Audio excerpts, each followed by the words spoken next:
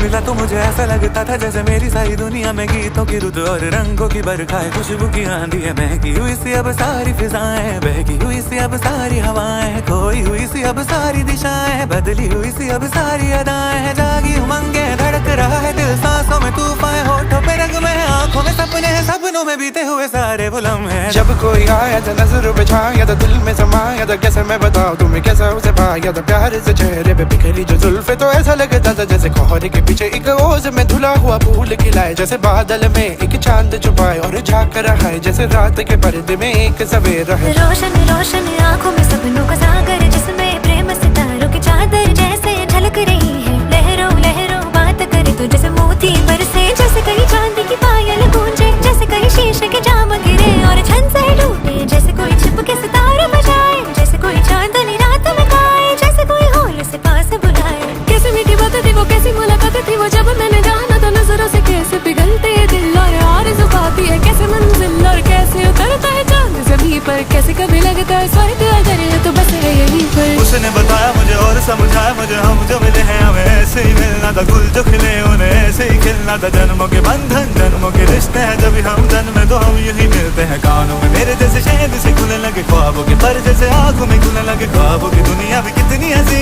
और कैसी रंगी थी, ख्वाबों की दुनिया जो कहने की थी पर कहीं भी नहीं थी। ख्वाब जो टूटे मेरे, आँख जो खुली मेरी, होश जो आया मुझे, मैंने देखा मैंने जाना वो जो कभी आया था, नजरों पे छाया था, दिल में समाया था, जा भी चुका है